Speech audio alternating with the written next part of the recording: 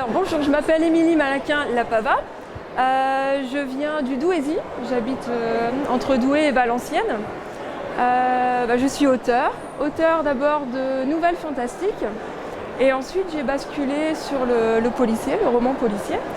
Et depuis récemment, je fais du conte fantastique pour la jeunesse et je cumule mes deux passions pour le roman policier et le fantastique en faisant des thrillers fantastiques. Ce sera les prochains à venir. Pour l'instant, ils ne sont pas encore sortis. Tout de suite, j'en ai plusieurs. J'aurais dû ramener les livres. Je vais parler de mon polar, parce qu'on est dans un salon du polar. Donc j'ai écrit en 2018 un polar qui s'appelle Metal Parano. Donc c'est une enquête policière sur fond de harcèlement d'un chanteur de métal, parce que j'aime bien le hard rock et le métal. Il est harcelé par un fan obsessionnel qui lui est peintre. Donc au départ, il lui envoie des tableaux assez sympathiques, petit cadeau pour son chanteur préféré, pas de souci. Mais les tableaux sont de plus en plus étranges et leur relation est de plus en plus malsaine. Et ça se complique quand un des membres du groupe de ce chanteur se fait assassiner avant un concert. Et là, comme j'aime bien rigoler, j'ai mis en scène deux policiers un peu en décalage. Et ils vont mener l'enquête et déceler le vrai et le faux, parce que forcément, le chanteur, comme il est un petit peu parano sur les bords, il va accuser son fan. Et on va s'apercevoir que c'est un peu plus compliqué que ça. Et aussi, dans la vie du groupe, tout n'est pas rose. Et la famille de la victime non plus n'est pas très nette. Voilà. Donc ça, pour l'instant, c'est mon seul roman policier que je présente. Après, je présente des nouvelles fantastiques et des contes fantastiques pour la jeunesse.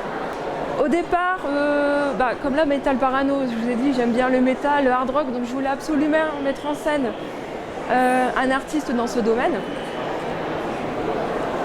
Après, maintenant, je commence à travailler sur tout ce qui est folklore slave, parce que je suis d'origine polonaise. Donc là, je suis en train de terminer un thriller fantastique qui se passe à Cracovie, mais sur fond de légendes folkloriques qui reprennent vie. Et voilà, ça fait partie des sources d'inspiration. Après, pour les enfants, ma source d'inspiration, c'est mes filleuls. Parce qu'à la base, j'écris pour les adultes. Et mon plus grand filleul m'a dit Reine, c'est pas juste, t'écris pour les grands, tu fais rien pour les enfants. Je veux une histoire avec moi dedans. Donc j'ai fait un premier, le manoir de Hans Karl, avec mes deux grands filleuls. Et comme ils ont un petit frère qui s'appelle Gabriel, j'ai fait Gabriel et l'apprenti Baba Yaga. Et là, pour le coup, j'ai inclus à la fois mes filleuls et le folklore slave. J'ai mis les deux. Alors je suis assez méthodique quand je travaille. Donc, ça veut dire qu'avant d'écrire un roman, j'ai à peu près en tête mes personnages et je leur fais des fiches d'identité, des cartes d'identité, ce qu'on appelle des fiches personnages. Mais je rentre vraiment dans le détail. Des fois, c'est vraiment un grain de beauté, une petite marque. Je leur invente des vies, je leur invente des familles. Et des fois, je n'utilise pas tout. Et puis ça repart dans d'autres personnages. Je les travaille en fait, vraiment à fond. Et ensuite, j'essaie de travailler leurs relations.